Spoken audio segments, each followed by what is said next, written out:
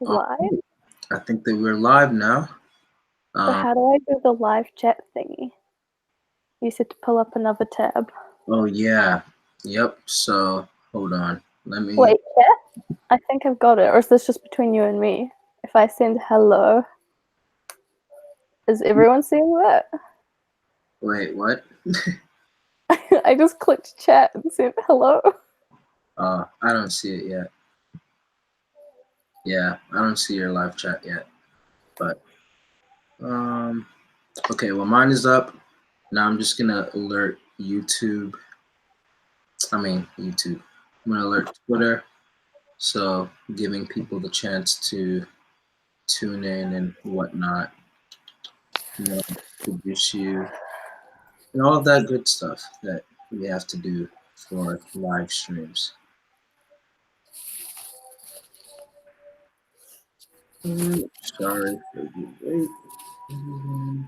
Yes, I was about that. I was confused. You said 4 p.m. I said 9 a.m. And then you're like an hour ahead of what you should have been. I thought I thought you already did all the math and stuff. So I thought you did when you did that. So I was like, oh, cool. I said 4 p.m. EST. So I thought that you would calculate it, but it's all good. You're expecting the P type to be the organized one. True. Oh my god, I have a little kitty. I downloaded this Chrome extension, and every time you open a new tab, you get a different cat. Wow. I was seeing how long it would go for, like opening tons of tabs. I'm like, surely it repeats at some stage. It went forever. I'm convinced there's a different cat for like eternity. Well, on that note. Okay, well, what's up, everyone? So, as you guys already know, I'm Denzel. Titles ENFJ, Christian, blah blah blah. And I'm actually here with Alana, and she's an ENFP and an atheist. And we've been talking. Actually, we've known each other from online for like I don't know how long. I'm bad with time. I joined Twitter at 16 and now 20, so like 3.5 years probably. Yeah, probably. Yeah, I think that's around. Yeah, so maybe like 3.5 years so far, and we have had great conversations and great discussions. And she had the idea just a few weeks ago, I believe, to feature on my channel, and we discuss about atheism / religion versus, atheism / Christianity versus Christianity, religion, etc. And she has a lot of very strong viewpoints on things, and she brings up a lot of different topics, etc. And a lot of times when we have our discussions, it's usually over text and stuff like that. And I'm usually heavily sarcastic. Yeah. Like, I'm gonna be serious. I usually just derail any discussion by being like, anyway, I'm gonna go smoke weed with Jesus and hip hip hooray. Yeah. And you're like, what? Yep. And from there, I'm just kind of like, okay, well, you enjoy smoking weed with Jesus. Lightning time. But today we will be having a discussion on our differing perspectives, and we're just going to try and like bring more understanding. I think that it's going to be a lot better since we are actually on video chat this time. Yeah, you always misinterpreted my tone so bad. And then Jay would come and be like, I don't think she means that. And I'm like, I don't mean that. Yeah, it took me a while to understand how Alana interacts and makes light, because she says that I take things very seriously. Well, sometimes, yeah. Very okay, fair. And then, but yeah, I guess I don't really know when she's being serious and when she's not. I mean, I do now, but it's part of the charm. I was trying to explain myself, like, why isn't she understanding? Maybe I have to communicate this more, not knowing that she's just choosing not to understand for the fun of it. But we've grown since then, and now we'll try and we will try and actually like have a very productive conversation on that. So yeah, just starting all this off once again. Alana is an ENFP, atheist. I'm an ENFJ, Christian. That's pretty much all you have to really know. Oh, and I'm from New Zealand. Yes, If you're yes, wondering what the accent is. yes. She's in New Zealand, not even just from there, but she's in New Zealand right now, and that's part of the reason why we are on about an hour late. On top of her being ENFP, but we won't attribute that to all ENFP. Top of you, me assuming you had the time sorted out, and then you blaming it on me because I didn't do the math. Fair, fair. But okay. Okay. So we're gonna get started now with this. I think the first question that was asked on Twitter just a while ago. Yeah, I'm just going on Twitter now. There's the one by MBTI Insights. Yes. That you like. I've got it if you want me to read it. Yes. Well, yeah, you can read it and then you should answer it. Okay. Well, his question was like, Alana, what if any aspects of faith do you feel might actually benefit your life if you were so inclined? And then Denzel, same question, but if you're an atheist, hypothetically speaking. It's an interesting one. I think many things would improve if I had faith in any particular religion, but we'll say Christianity for now, because one, it gives you a structure, and I don't want to say rule book because it's not a strict rule book, but it gives you, I mean, the Bible on the whole teaches good principles and morals. Like, I think my life would feel more secure. I'd be less unstable if I had something to follow. And if I fucked up, I'd just know what was right and wrong instead of living in this grey area of, Annie's just like... I think times when you're lonely or suicidal or whatever, having someone like God or whoever to talk to would be beneficial. It would improve my life in the community aspect. You'd always have the church or like other Christians. I don't know. I think, like, seriously, I've thought about going to church just on the regular as an atheist for the hell of it. But then I feel like, imagine some like spy documentary and just infiltrating the church. Wow. But yeah, that's how I think. I mean, it's a short answer, but I think it would improve my life massively. But I just adamantly refuse. Okay, and I think that my question then, before I answer my part, would be, what makes you adamantly like refuse? A few things, and I haven't thought about it in a while, so this will probably come out kind of jumbled. But one, when I sit down and try to logically rationalize it in my head, I'm like, how do people believe this? Like, I just can't. I can't get myself to seriously believe it. Gotcha. Two, I have issues with quite a few sections in the Old Testament, the New Testament, and it being a very patriarchal religion. Three, why else don't I believe in it? Oh, when we did philosophy, we did a whole part of the course on is there God or is God real? And there's all these different arguments from different philosophers, like some extreme, some small. And there's a really convincing one on why God was real, but then there was an even more convincing one that came later on why God isn't real. And that kind of just reaffirmed me being an atheist. I should try to pull it up. So they're probably the reasons. I just can't believe it. I would feel silly if I genuinely believed it. Not that people who do are silly, but just for me. I don't need scientific evidence, but I do have a very scientific mind, so is that. And what was my other reason? Oh, it's patriarchal and there's issues with it I don't like. Got you. Okay, so I think, and we're gonna get to me, I promise. Yeah. But I think two questions from that.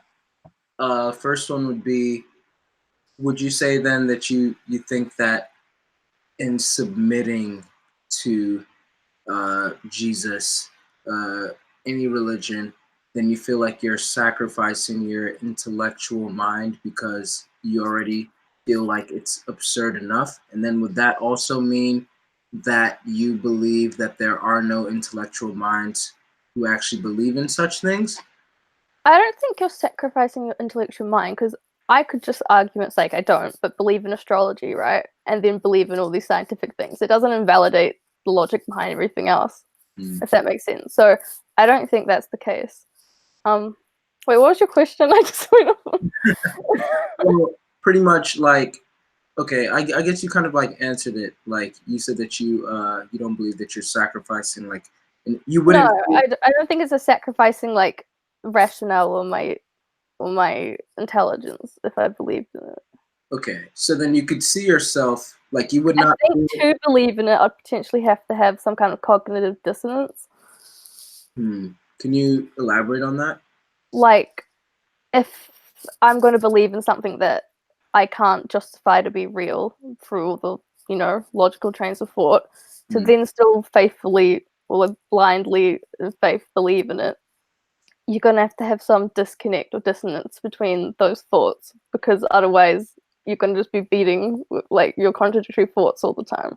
Like if I believed in God, I'd have to have moments like, to say I prayed or something where I focused on that and that whole rational side of my brain shut down, because otherwise you'd get the voice going, who are you praying to? You're talking to yourself, you're the same person, kind of thing. Like you'd need some kind of disconnect to be able to have that faith, I think. Got you, got you. Okay, yeah, no, I guess that makes sense, especially looking at it from your perspective.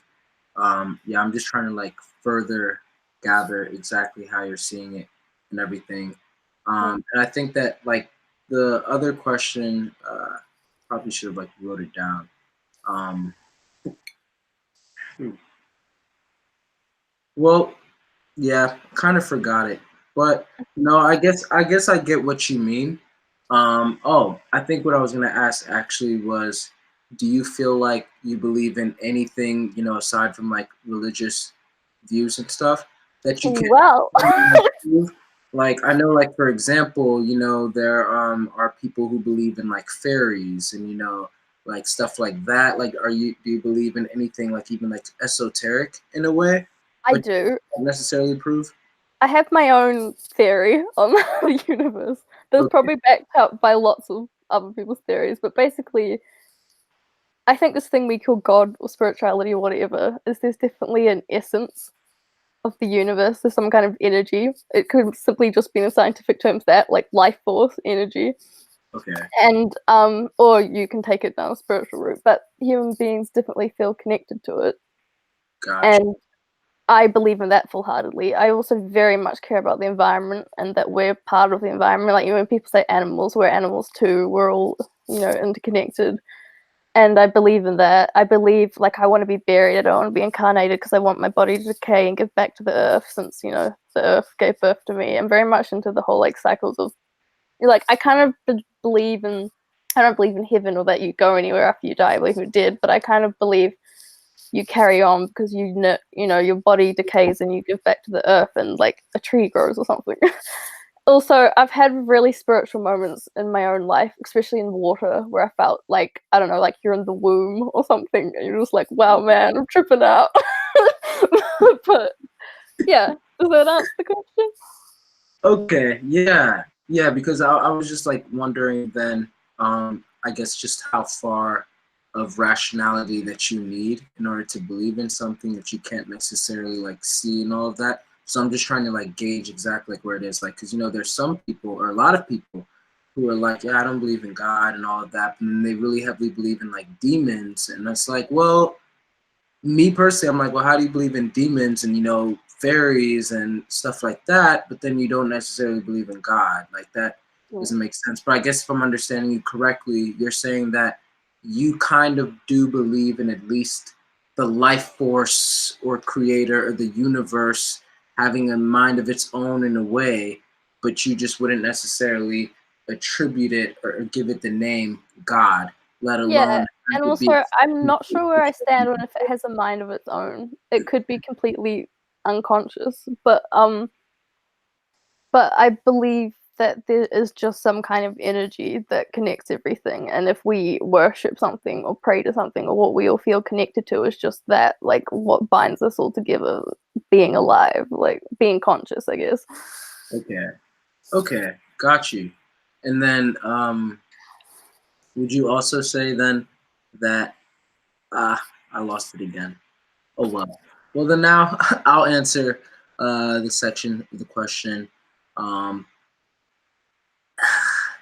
and I think I'm actually genuinely trying to look for benefits from my perspective.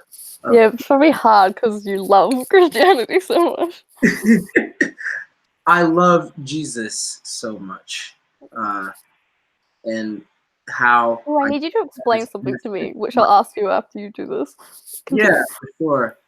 But I think if I really had to choose benefits, quote unquote, from maybe like atheism, like if I were an atheist, I feel like my inclination would be, I guess, maybe a different side of freedom in a way. Like you said that, thankfully, like that you don't necessarily like see Christianity as like, you know, like a rule book of some sort, and that's good because yeah, I don't believe that it's meant to be a rule book. A lot of people in the past have used it as like a rule book of some sort, but that was not really like necessarily God's intention from my perspective, from my experience.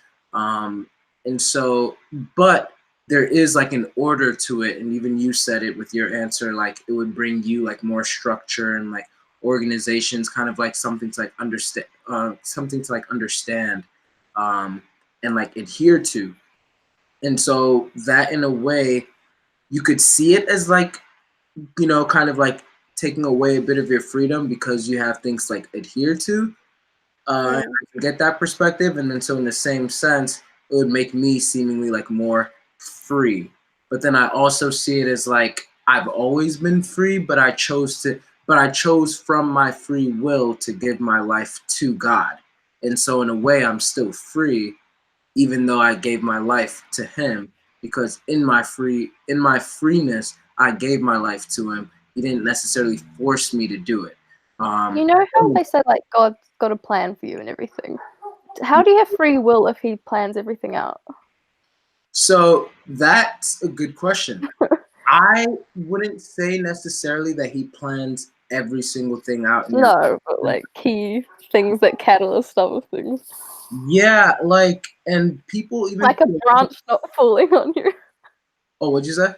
Like a branch not falling on you. Yeah, okay, yeah, and that was crazy because it was literally within the same hour of when I posted that thing on Instagram. I'm telling you, I was just walking and I could have been underneath that branch, but I stopped. Bye, Denzel. To read something, and then all of a sudden I heard rustling. I look up, and that's exactly what would have happened if, you know, I was standing there. I would have looked up and the branch would have fell. I would have broke my neck and I would have died. I don't know. but anyway, yeah, I wouldn't necessarily say that, you know, God, like, this is just my perspective. I wouldn't say that God like plans every single thing out in your life. You know what I mean? I think that you do have choices, but it's like a big picture thing. I don't think that he plans out the details in your life, but there's a big picture thing that he kind of like guides you on. So as a Christian, I believe that God, so I was talking about like free will and everything. When I gave my life to him, then that was me giving him permission to steward my life. In a way, it's kind of like me. He wasn't forcing to drive my car. Me giving my life to him was me saying like, yo, honestly, I recognize that you are probably a far better driver than I am, that you probably know these streets and everything way more than I do, and I'm going to trust you actually to take control of this car rather than myself. I'm going to sit in the passenger seat and then you take the wheel. But he would never, in my opinion, force himself to actually drive. And if even now, as he's driving, if he says, Denzel, I think it's best if we take left over here at this turn, and I still insist like, no, I want you to take a right, then he's going to take a right. So that's what I mean by like, he doesn't necessarily like force it. But then when we take a right and then a whole bunch of like, you know, mistakes and stuff like that happen, then I'm kind of like, oh, shoot. Okay, maybe we should have took a left. I should have listened to you. But then thankfully, because once again, he knows the street so well and everything, it's like, it's all right. You know, at least we listened to you. Now you know why I believe we should have taken a left here. I know these streets. We can take a little bit of a detour. Oh my god, this is like the Doctor Who episode called Turn Left or Turn Right. I can't remember which one it is. Yeah? Don't mind me, that just made me think of that. Now I want to watch that after this is over. Well, yeah, that's how I see it. And so, in a way, I made an analogy one time where it's kind of like being on a boat, and God is the captain of the boat. On this boat are only Christians, so those who decided to get on the boat are those who gave their life to God, trusting that He's a good sailor, all of that, and wherever the boat's going to land, that He knows what's best or whatever. So on this boat, you still have the free will to go imagine it's like a huge yacht or like a cruise ship or something. You still have the freedom to go to any floor, sleep in any room, go to the casino, go to the theater, all of that. You still have the free will. He's not telling you you have to go eat at this time. You have to go do this. You have to go do that. However, he can give you like suggestions, like, oh, I recommend going to eat right now because that's when, kind of like we have like the best food, or, this movie is showing based off of what I know about you. But at the end of the day, the ship is going to land where he's driving, where he's steering the ship to land. So that's kind of how I see personally that free will aspect, that in my free will, I chose to step onto that cruise ship. And I trusted that he is a better steerer of the ship than I am. But he didn't strip me so much of my free will to the point where like now I have to do every single thing that he says on the boat. I still have the free will to make my choices. That's even why, if it were up to him, I would never do wrong ever again, But being human and everything, I don't care who you are. As a Christian, we still sin, every now and then. And so in that sense, I still make those right turns when I was supposed to make a left. And he doesn't necessarily force me to not make those turns. But he would advise like, hey, I don't think that you should do that. And it's not necessarily because from my perspective and from what I know of Christianity and of God, it's not because he's trying to keep you from, having fun or be like this rule kind of guy, but it's more of like he's trying to protect you. So then another analogy that actually my friend David and INFJ came up with one time that I really loved was it's kind of like the iPhone. I don't know if you knew about like when people tried to like jailbreak it back in the day, but No. okay, well, to jailbreak an iPhone, it pretty much means like you kind of like hack it, and then you kind of like get all these different features out of it and everything. And Steve Jobs like warned about it and said like, hey, I wouldn't do that if I were you. Steve Jobs is the creator of the phone. He knows the phone better than anybody else. But everyone else thought, nah. Even I was one of these people. Like I actually jailbroke my iPod at the time. And it was cool comparing my iPod to like other people's and being like, yeah, I have this feature and I can do this and I can do that. It was fun for a while, but then my thing broke. Like it actually like messed up, and a whole bunch of other people's messed up and everything too. And then now Steve Jobs, well, not now because unfortunately he is deceased, but he was kind of like, told you so, like we thought that we were better than the creator himself. And he wasn't telling us that so that we couldn't have fun. He was telling us that because he knows his product and he thinks this is the best way. It's gonna break if you have fun. Yeah, well, yeah, if in your definition of fun, but then there's still ways to have fun within the boundaries of how the phone is used. So I guess that's how like I view that free will. And then the last analogy that I guess I'll drop with that is the whole Lion King thing, like with Mufasa and Simba. What that famous scene where it's like, Simba, wherever the light touches, that is our kingdom, And then Simba's like, well, what about that shadowy place over there? And Mufasa is like, you must never go there, And Simba thought that Mufasa was, keeping him from having fun, keeping him from being brave. But in actuality, Mufasa wanted to keep him from going there because he knew that his Mufasa's protection was not guaranteed over there. Simba still went out anyway, and he got himself into trouble with the hyenas, who, in my analogy, I think they represent demons. And then Scar represents Satan in a way. And he kind of lured him out there and everything. But thankfully, Mufasa, God, was able to save Simba, who would probably represent us as Christians, and everything. Oh my god, who can be an atheist Who in could this be analogy? probably any of the animals that refuse to be part of Mufasa's pride. Okay, hell yeah. Yeah, That's me. yeah. Like, if I just wanted to see what animal I was, I'm a giraffe. There we go. We'll just say the giraffes didn't go along. Well, I'd say lions, other lions that refuse to be part of Yeah, like part of your pride. Yeah, because giraffes and everything, they were actually still part of his pride. They were still there and all of that. They were part of that whole circle. Oh my god, no, I know who I am. I'm a penguin. I'm the penguin that put smile and wave, boys. Smile and wave. From Madagascar, not lion. Yeah, it's crossing in. Madagascar's the atheist movie. Wow. And there goes the ending. Okay. Yeah. So but yeah, that's kind of like how I see it. So did that answer your question though? Yeah, it did. Okay. And now I've got my question just to clear this before we go into the whole rest of it. Yeah, sure. Explain the difference between Christianity, Catholic, and I think it's Protestant. Okay, yeah. So Okay. I know what I'm talking about. Yeah, in a way, and I can't get into like all of the depth of it. Some parts because it's like so nuanced, and then other parts because my lack of knowledge in certain fields. But in a way, they're all underneath like the branch of Christianity, and so Christianity is such like a very broad term. It's kind of like just in essence being a Christ follower. That's like pretty much like what it comes down to. Like if you're following the teachings of Jesus, like all of Christianity is based upon Jesus. That's like the main thing. Like so you were talking about like the Old Testament, the New Testament, everything. Old Testament is very important, but without Jesus himself, then if Jesus himself is invalid, then that means all of Christianity is invalid.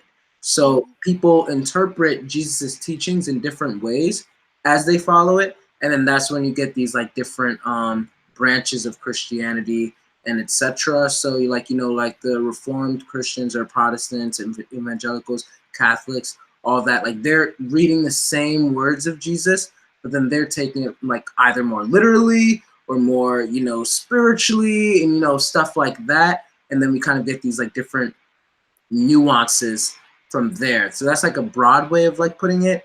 However, at the end of the day, the most important thing is pretty much like, did you accept Jesus as your personal savior? Like, do you believe that he lived a perfect life and that he died and he was a worthy sacrifice for the debt that we owed to God? And if you believe that and you accept it, then you're pretty much saved. And I believe that, once you're saved, then your past, present, and future sins have been forgiven. And I didn't always believe that until college, and Couldn't you hack that though? Because if you're saved, just sin now. Exactly. But then that would mean that you're not saved. Because right. if you were truly saved, then that means your heart was no loophole. And so then that would mean that like the fact that you wouldn't want to just go ahead and live your life and just in any type of way, that doesn't mean that you'll never sin again.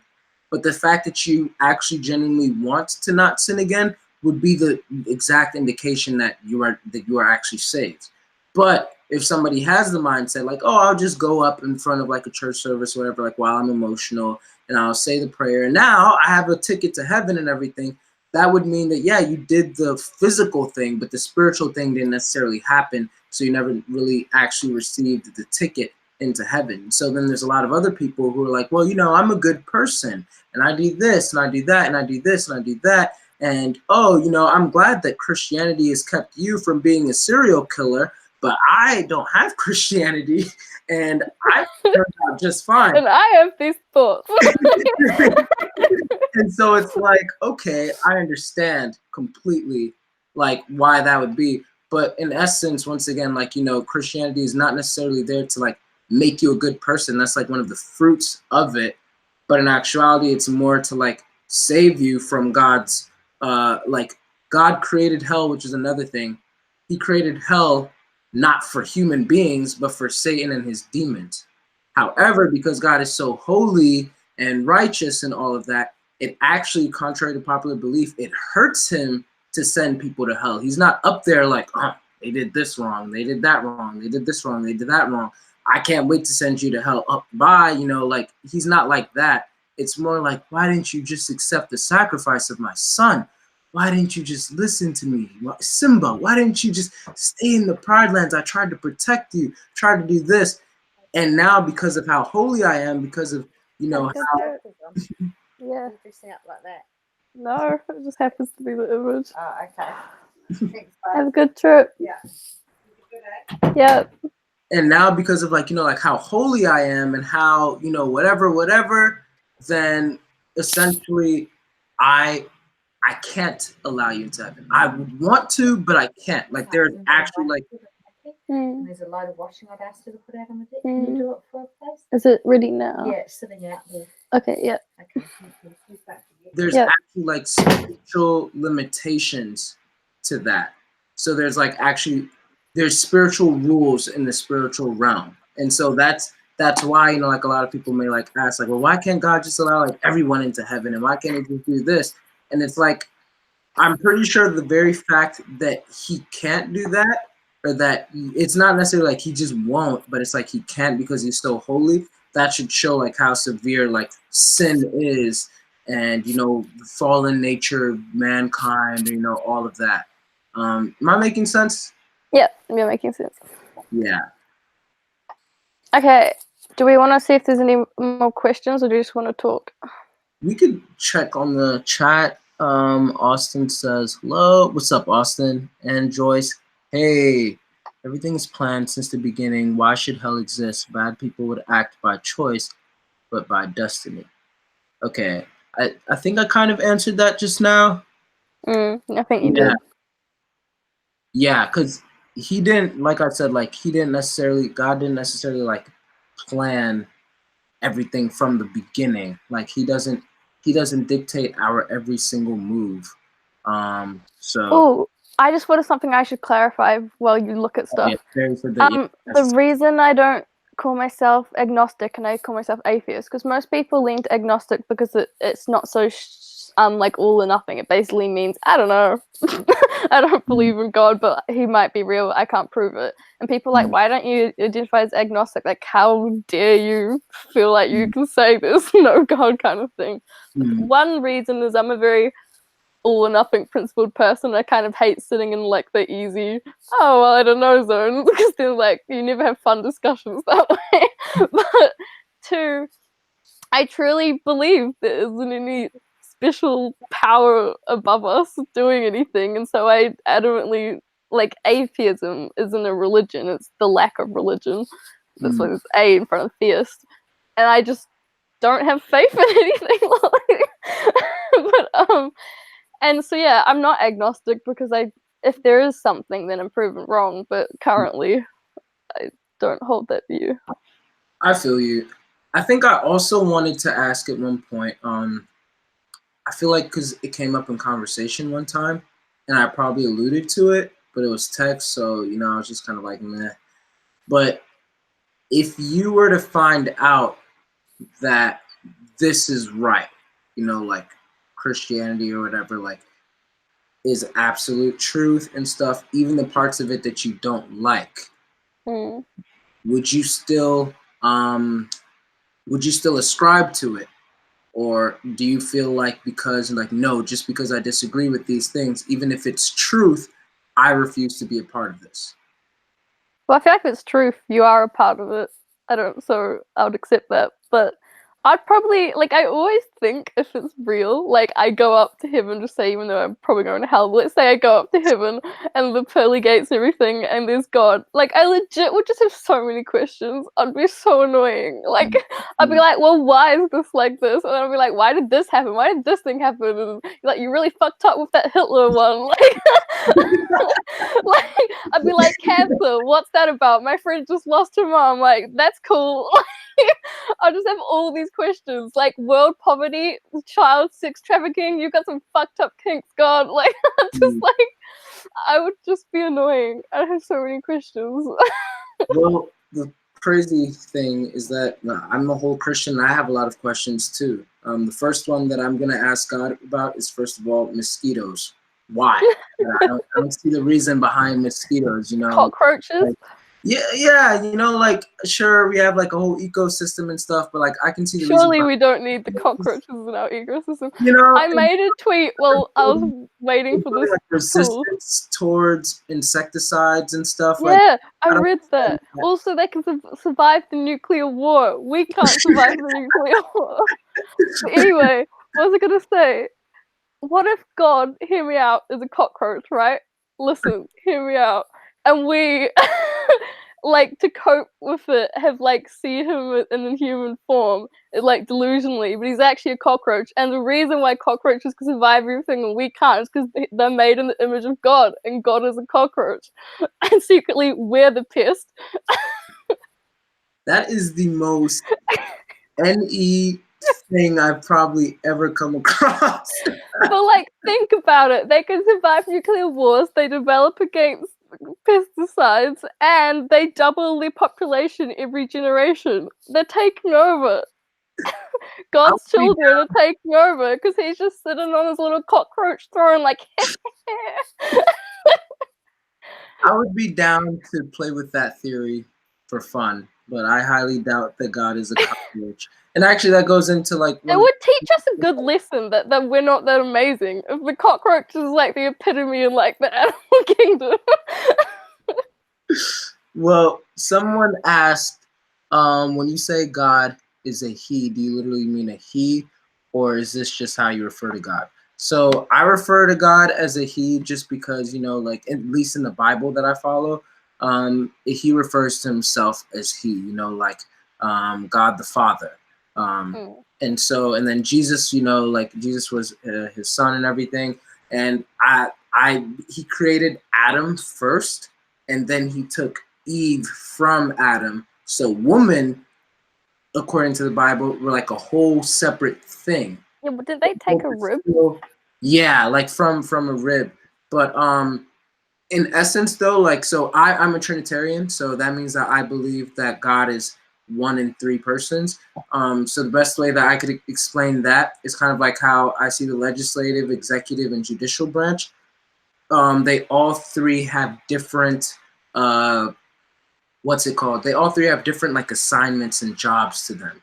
But at the end of the day, we call them the government. Like that's the title that we call all three government, like all three branches together. And so with Jesus, so we have Jesus, the Holy Spirit, and God the Father. And then all together, we call that God. They work in unison. They have different aspects of them. Jesus is the Son who came here, died on the cross, yada, yada, yada. So I say that Jesus is definitely a he. However, the Holy Spirit and God the Father, part of that Trinity and everything, I don't necessarily, I wouldn't say necessarily like, you know, I would say they're genderless, you know, they're spirits, you know? So in the movie The Shack, which is what I was going to actually bring up to Alana's question, they did a whole plot twist thing that actually upset a lot of Christians. They depicted God, the Father, as a woman. Octavia Spencer, the woman who played Ma. So that was a very interesting twist. In the most recent movie, she played God the Father in that movie. And it got a lot of Christians upset. Like I actually went with two girls, and Jamila, and the two girls got up along with other people in the theater. As soon as they saw that God was being depicted as a woman, they got up and they left. But then by the end of the movie, I told them, like, because they were like, I told them, like, yo, you guys should have stayed. Like, that movie was beautiful. And I always recommend it to people. I actually recommended it to you, Alana. You need to check it out, The Shack. But it was a beautiful movie. And I think it answers a lot of the questions that you're asking right now. Essentially, what happened in the movie, it's not a spoiler, but pretty much the plot of the movie is that there's this man named Mackenzie. I believe that he's an ISTJ. He's either ISTJ or ISFP. I have to like watch it, but he's definitely like an introvert, and he's definitely a censor, and he definitely has like a lot of FI going on in him. And he was abused as a child and everything. by a father who claimed to be a Christian, you know, and made him recite Bible verses as he was whipping him. You know, Sounds like my first yeah, ENTJ. that's He used to get corporal punishment, but they were a heavily Christian family. yeah, that's the kind of stuff that was going on with him. He gets older and everything, and then he marries a Christian woman, and his child dies, like a brutal death.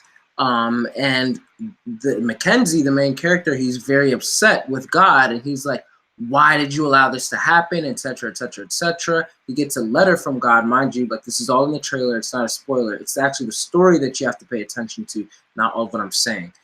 So yeah, I'm not spoiling it, but he gets a letter from God, saying like, "Hey, if you like, it's been a while. We should chat. Meet me at the shack." And so he goes over to the shack and everything, and then that's where he meets the Trinity: God the Father, God the Son, God the Holy Spirit. And like I said, God the Father is actually played as a mom, as a woman, Octavia Spencer. And throughout the whole movie, he's just asking questions to the three of them, like, well, why'd you allow this? Why'd you allow that? There's even a scene where he challenges God the Father, and he's like, you know, I just don't understand how you allow the people that you claim that you love to suffer in such ways or whatever. Oh, wait, actually, never mind. Maybe I do understand, because that's exactly what you allowed to happen to your son. And it's like, whoa. It was a very intense moment where he was really coming for God the Father. But then the way that God the Father responded to that actually like brought tears to my eyes. I was like, wow, I was not expecting that kind of answer. And so that movie, that's why I always highly recommend it, because I'll watch it. It answers, even if you're not really like a Christian, it answers the questions of why Christians believe what they believe and how it's supposed to be like. And it's from the same writer of the movie. He also wrote a book called Lies We Believe About God that I found to be very interesting. And it addresses a lot of different things. The chapters are short, and each chapter is a question. Like, you know, like it's a fallacy or a misconception about God, and then he explains it from his own perspective and his own research, etc. So yeah. But I highly recommend. Like I said, the movie's called The Shack, and I think that movie will bring like a lot of insights and answers to why a lot of bad things happen in life. And also, we just also have to remember that there's an enemy out there. You know, like a lot of people are like, God, why'd you make this happen? Why'd you make that happen? But then it's like we forget that we have Satan out there, you know, and thousands of demons. You know, like the demons were 1/3 of the angels in heaven. And so Satan is hard at work, and he's causing a lot of these things to happen. And just like my most recent Instagram post, you know, for those of you who may have not seen it, it was a picture of, like, you know, it was a comic strip, and it was like a little boy praying like, Jesus, please protect me throughout the day, etc., etc. He starts walking, and then he gets hit at the back of the head with like a pebble or like a small rock. And he turns around and he yells, he's like, Jesus, I said to protect me. And then it's like this big Jesus with huge like rocks just hitting him. And he's like, oh, I'm sorry, did I miss one? Pretty much. And it really put things into perspective. Like, wow, I wonder how many things we're dodging on a daily basis that we're not even aware of. So yeah, if you get hit the back of the head with a rock, I understand if you get upset and everything, but then that should also be like a reminder, like, I wonder how many rocks I've been protected from. So I just went on like a whole spiel and everything, but hopefully that answers both of y'all's questions together. Watch The Shack. Yeah, so moving on. I'm gonna steer it in the direction that I wrote my year 13 essay on, and this is where we'll discuss lots of issues I have, mainly with the Bible. Yeah, sure. So in year 13 for history, we were studying Victorian Era, and you had to pick a topic, and I did the role Christianity played in influencing women in Victoria Era, but also just everyone, but mainly women suffered because of it. And so I just quickly Googled something so I could read shit, but the Victorian Era is 1837 to 1901 for reference. I'm just going to quickly read the introduction to this thing I found. Biblical Christianity was thickly intertwined in the fabric of Victorian society. Any discussion on European history is incomplete without reference to the church. In very many epochs of history, the church ruled the country and the European continent, and the king was merely a puppet. There were also conflicts between the church and the state. Many scholars in the past, including St. Augustine and St. Thomas Aquinas, have tried to assert that the church is to obey because it is the manifestation of God on earth. They've also opined that on the occasion of conflict between the interests of the state and of the church, the interests of the church will prevail. Victorian England was a deeply religious country, and the religious arena was dominated and monopolized by the religion which has the most number of followers around the globe, the Christian religion. That's like the introduction. There's heaps of shit on this, but yeah, just so I could remind myself. But basically, yeah, so around that time, I think it was around the time we had the Black Plague with like rat and everything. I'm just trying to remember my history. Basically, it was a very paranoid time. Medical and science things, like, I don't know if science was a thing back then, but they had very limited knowledge of things, and there's lots of superstition. Like, witches were big back then, astrology was big back then.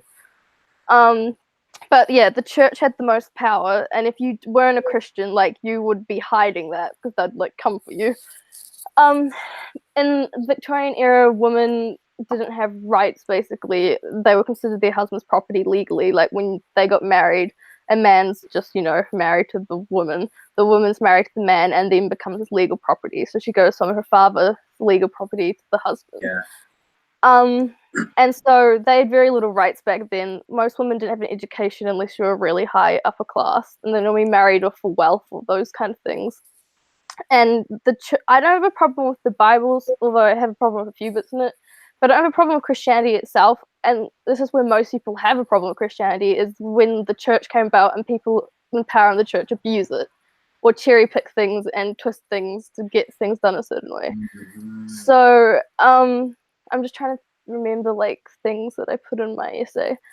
I know there was quite a few things I quoted along with the whole submitting to your husband and God always being one of them, being used a lot as so why women couldn't win like court cases or anything like that. There was other things, I can't remember them all, but there's a lot of context in the Bible, and I'm assuming it's the Old Testament back in Victorian era. Yeah, most likely. Yeah.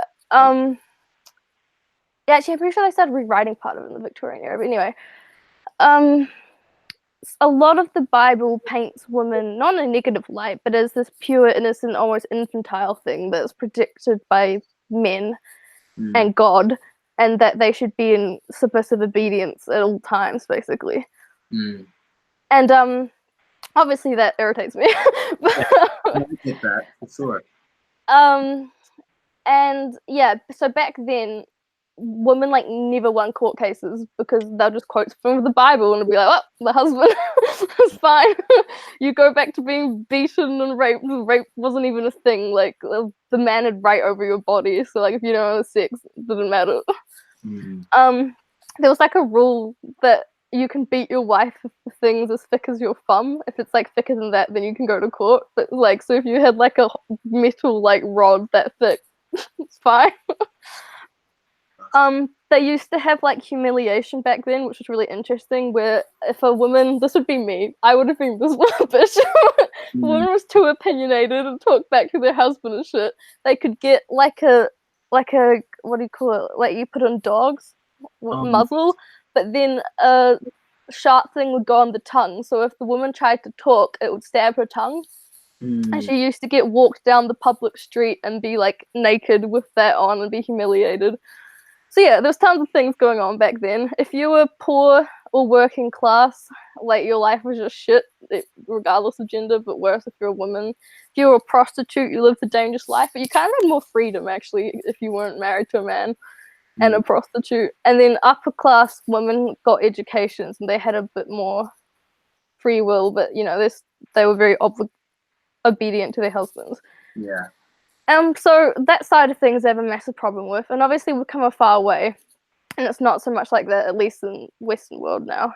But there's still thoughts like that prevail, and I can't help but think how much it's conditioned into male and female brains over like generations of what a woman should be in relation to man and God, because it's a very patriarchal religion. Like before Christianity came about, in, it's not called ancient Europe. What's it called? I don't know, early Europe or whatever. The goddess was worshipped. It was just the goddess, and she was supposed to represent all kind of gods and goddesses in one thing. And they were very like earthly. It was more kind of like witchcraft, shaman kind of stuff. And then Christianity took over and like did the whole thing, and it became very ordered and structured, and maths and science and stuff. So yeah, I have a huge problem with the Bible in that regard. I have a problem with how much it oppresses people who aren't, I hate saying this, I'm gonna sound like an SJW, but like a cis straight white male, basically. And we've had old white men running shit for so long. It's tiring. The world's been fucked up so much by old white men. Can we give some old black lady a chance? Like, yeah, I don't know. I have a lot of issues with it that I couldn't happily follow it myself. No, I feel you. A lot of what you said, maybe not a lot of it, maybe like all of it. I have issues with that too. Like I'm married. I would never, ever lay a hand on Jamaica, like or any woman. You know, I would let somebody tell me that they married my younger sister and they laid a hand on her, and oh well, you know, the Bible, whatever it says. Definitely the Bible. Definitely not the Bible. Like, oh, you know, there's a rule that if like my pastor said I could. Yeah, like no, because now I'm gonna have to hit you. So no, absolutely not. I think that that's once again the misuse of religion. Like if you ever watched the movie The Book of Eli with Denzel Washington, the man was using the Bible to control the world. Like he was like, oh, if I can. He didn't believe in the Bible himself. He was like a sociopath. You know, he was like, oh, I know that people listen to this, so if I take it and I misconstrue the words and all of that, then people will be like, oh my gosh, this must be from God. We should listen to it. And the Bible has so many words in it that it's easy to misconstrue. I can pull out verses right now that could make anybody, like out of context, if they don't do their research and stuff like that, it can make anybody like believe certain things. And that's what a lot of people ended up doing, either intentionally or unintentionally. But one thing that I will say is that, so I wrote down points so as not to like interrupt you or anything. You brought up the submission to the husband and everything. And that's always been like a big issue with a lot of women. What I will say is that submission, so in that same where they talk about about all of that in like Ephesians 5 and everything, number one, when they say that submit to your husband as your husband submits to God. So they kind of like have it in a way where it's like, okay, you guys have to designate somebody as the driver of the car. You guys, two people can't drive the car at the same time. So God just at the time, you know, said like, okay, well, let's have the man, his gender role, quote unquote, would be to drive the car. But it's not because he's that much better of a driver than women are, but it's just like, you know, this is just what I'm going to give to you just because. But also know that as he's driving, the GPS is God, you know, so so the woman should obey, you know, where the husband is driving to, but the husband is obeying where the GPS is telling him to go, which is ultimately in this analogy, God. So in the way, the woman is actually obeying God, you know, because the husband is obeying God. That's how it's supposed to be in a way. And then the children are following as well, because, you know, God pretty much said like we are appointing like one leader. On top of that, he said that the husband, so the wife's job is like, you know, submit to your husband and all of that, like respect him, revere him, etc. But then he tells the husband to love your wife the same way that Jesus, loved the church. And Jesus loved the church, Christians, people who are willing to accept him, so much so that he came from his perfect home in heaven to die for us and like be crucified, you know, like the worst penalty of execution back in the day for us. So he was saying that like husbands, so the wife, you're supposed to submit and respect your husband, but husband, I want you to put your life on the line for your wife.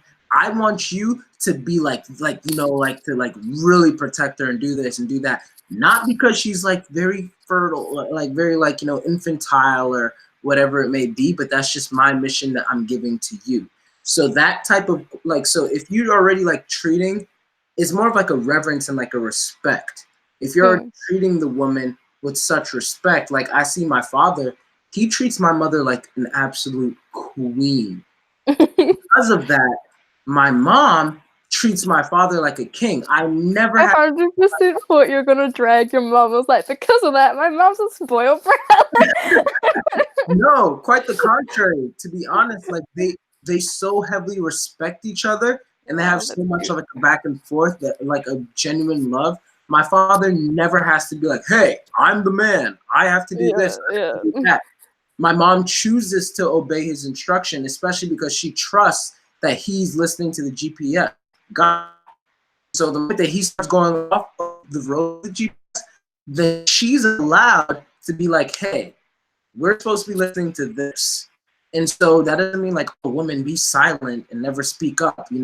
Actually quite the contrary. The woman's supposed to still keep the man in check as he's following God. As soon as he's not following God, now it's your turn to start listening to the GPS in a way. But you still need like one person driving the car. And then lastly, just to like summarize that point, is that Jesus submits to God the Father.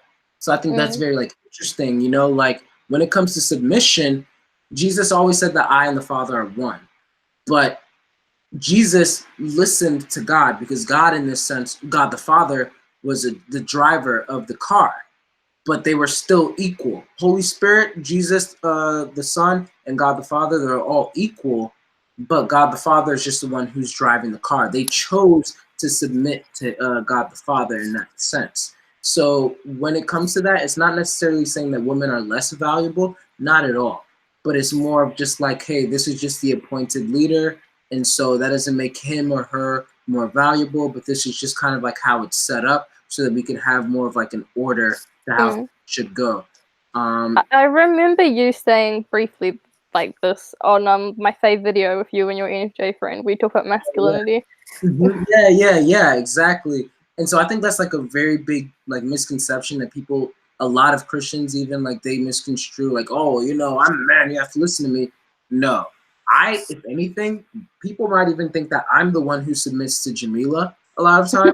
I feel like Jamila's got that kind of personality that you just would. Like if I was in a room with her and she told me to like get her a drink, I'd be like, yes, queen. Pretty much. And that's kind of what she does. Like she will lay here, but Denzel, can you go get me some water? Or can you go do this? And I'm just like, yeah, sure. I don't sit there and be like, hey, woman, go make me a sandwich. I feel like there'd be so many people that'd be like, no, get it yourself. But if Jamila asked me to, I was like, go to lengths. Yeah, and so in that same sense, like, but she still like submits to me, and like I discuss all of the plans about, with her. Like I run all of my ideas, whatever we're gonna do with money, all of that by her, because I value her opinion, I value her input.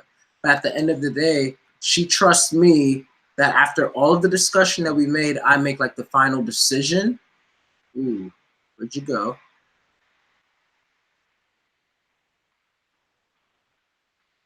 That's weird. Alana just like disappeared. Is the live stream even still on?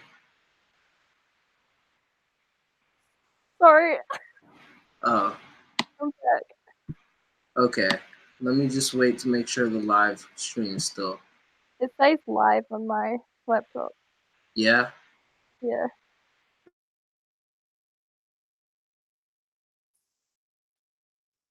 Refresh the page real quick.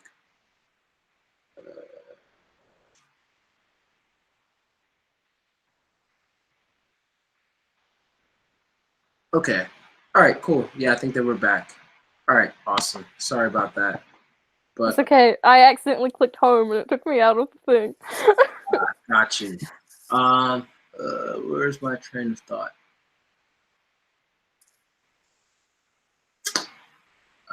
Let me see. We talk about Jamila and talking about money and stuff. Oh yeah. So thanks. So in the same sense, like after I run all of these ideas and stuff of what we should do about money or whatever, by her, because I value her opinion, she trusts me that at the end of the day, since I'm the one who's quote unquote driving as my gender role, if you will, then I'm going to be the one that has to make the final decision of whether we turn left or right. And she's going to trust that at the end of the day, even though we discuss which one we think is best and I'll value her input, I'm trusting the GPS.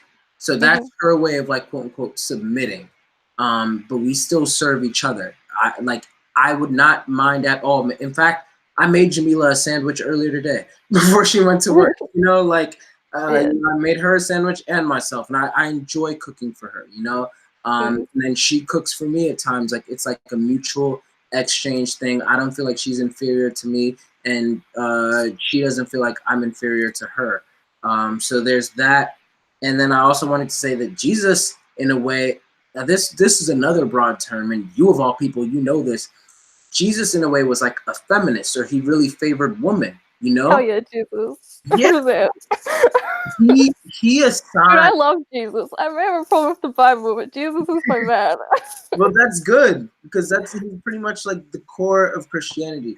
But and yeah, in a way, like he assigned the Great Commission. Like back then, men didn't necessarily respect women. You know, I think of like the times, like the movie, like Mulan, where they just kind of like, you know, like a woman, she's a woman. Like they just kind of like they didn't really respect women back then. But Jesus, whenever men were disrespecting the woman, he was the one who would defend women. You know what I mean? He never demeaned them. He set that example before them in a way. Whenever I think of Pharisees, I think of that one guy from Mulan who was always like, you know, like that's the image that comes to mind. Whenever I think of Jesus, despite not having read the Bible, I just think like he's born out from the hippie 70s and he's just walking along with his commune and his like camper van and guitar and he's just like, yo, hey, I'm here to just preach some missions. It's so cool. Follow along. And he keeps going and they're like, la la la, to this like happy paradise land. That's pretty much what he is in a way. And I love it because it's so 70s like flower, love, peace, and love. Yeah. And he said, like his Great Commission, like his command was to go and give the word, like the message to people, but he didn't even force people to listen to it. He spoke it, and he specifically told his disciples, like, go and tell everybody about this good news that I resurrected, that blah, blah, blah, and that if you accept me as your personal savior and all of that, then you will go to heaven, you know, et cetera, et cetera, et cetera. And he knew that people would not listen to him. So he's like, hey, if they don't listen to you, that's fine. Just leave them alone. You know, you did your part. All I'm assigning you guys to do is to love people and to tell them my thing. Don't go bashing them across the head with the Bible and everything. Oh, something I have read from the Bible, because my first love ENTJ had a Bible. He was very Christian. Is early on in the Bible somewhere, it talks about waging wars in God's name. Oh, yeah. So yeah, like, but yeah, that's kind of like how I see it. And then like, I think the last thing that I was gonna say, just pertaining to like the whole woman thing, because it really triggers me, like how a lot of men treat women. Like, yeah, I know. I watched your video where you admitted about you haven't sexually assaulted, but you admitted about the thing that happened, and then you were just like, men, and I was like, lay it down, Denzel. Yeah. I cannot stand men who mistreat women. Just like can't stand men. Full stop. Who are adding to the reason why women are now calling us trash. It infuriates me. But yeah, one other thing lastly that I want to point out that I think was so beautiful was that when you read the Bible and everything, back then the rule was if your wife slept with another man and especially got pregnant by another man, then you're supposed to stone her. I don't know who came up with that rule. You know, I don't really know, but that was the rule. However, what I find interesting is that in the Bible, it says that, so as we all know, Mary, allegedly, like if you believe in it and everything, I believe in it, she was a virgin mother. She had a virgin birth. So her and Joseph, her husband, they never had sex, but yet she got pregnant. And then she told Joseph, and Joseph is like, whoa, and he's like, okay, this woman's tripping. Like, so bitch, what kind of lie So you're telling me that we never had sex and you're pregnant with God's son, the Holy Spirit impregnated you, so and he's gonna come and save the whole world and all of that. Okay. And the Bible says Let me just like write down that psychiatrist number real quick. right. And so he was supposed to stone her to death. Like that was supposed to be her punishment for cheating or whatever, because he didn't believe her. But the Bible says that because Joseph was a good man, he decided to just leave her secretly. Like he wasn't gonna tell anybody about what she said, what she did. He was just gonna, you know what? I don't want to stone her. I kind of like what Shang did in the movie like Mulan and everything, where instead of like killing her and everything like the Pharisee wanted him to, he just said no. I'm gonna let her go instead because it still says that you did this thing, but I don't want to kill you. So it's interesting. The Bible said that because Joseph was a good man, he didn't stone her, which means that the Bible was in support of him not doing that. So I think that means that, a lot of these like rules and ways that we kind of like suppressed women, even like Jesus himself did not agree with that. And people just misuse Christianity in that sense and they misconstrue a lot of the stuff. But then when you truly look at the Bible and everything, then you see like, oh, actually, we're kind of elevating women a lot more and we're boosting women a lot more in a way. And thankfully, Joseph, even though he never stoned her and everything, he did try it, but he planned to just leave her secretly. And an angel came to him and said, yo, just so you know, your wife was telling you the truth. God like did impregnate her with his son. And that, there was a whole spiritual reason behind why it had to be like a virgin birth and stuff like that we're not going to get into. And that son, you're going to name him Jesus. He's going to be the Messiah. Does it have to be a virgin birth because it's pure? Yes, exactly. Because in a way, like, that was like because in a way it's like sin trickles down through the man, I believe. And so because like she was pure and virgin and untouched, then now she gave birth to a man who was like God, God, the Son, who lived a perfect life and everything. Can I just say, as someone who doesn't believe in this stuff, whoever came up with this stuff had an ego. They were just like, as long as this woman doesn't get touched, then she births the godlike child, which is me. Yeah, pretty much. So, but yeah, so that was like kind of like my last point about like like how the Bible, how I believe the Bible like looks at woman and everything, and that when we see women being mistreated in the name of Christianity, that's not really how God intended for women to be treated, at least not from the God that I know. Okay, I've got two things I want to move on to, so I'll go on to this one first. Adam and Eve, right? Yeah. It's referenced in all the films. Some chick bites an apple and you know what's going down for the rest of the film.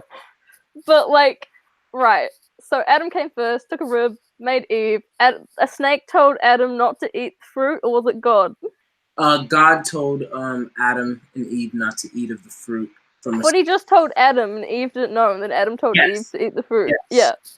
And so then Eve's like, alright, takes a bite of the apple, and then they get sent, they become conscious, or they get sent to Earth and they will wear their naked bodies or something. Okay, so the story pretty much is that God creates Adam first, and then God directly tells Adam, so you can eat of anywhere in the garden except that tree. So he didn't force Adam not to eat from the tree. He gave him the option to either listen to him or not. And he said, you can eat from everywhere in this garden except that tree. I'm giving you the freedom to go ahead and eat from that tree, but I'm asking that you don't. Adam didn't do it until Eve. It's such a little shitty 5-year-old boy. Well, I know you told me, but I didn't do it. And so then when Eve came into the picture, then Adam told Eve, at least from like what I believe, like Adam, it was like Adam was one who told Eve that that's the fruit that we should not eat of and everything. But then Satan came, so they were already on Earth and everything. But then Satan came as disguised as a serpent and everything, and he was talking to Eve while Eve was like alone in a way. Although it said that Adam was like, why do I feel like the Bible's like like alliterating the wrong word? I can't remember the word, but like Loki Eve was having a little alone time with herself, like, and then a serpent. Like, I feel like there's some real imagery going on right there. yeah, that is. And temptation, bite me apple.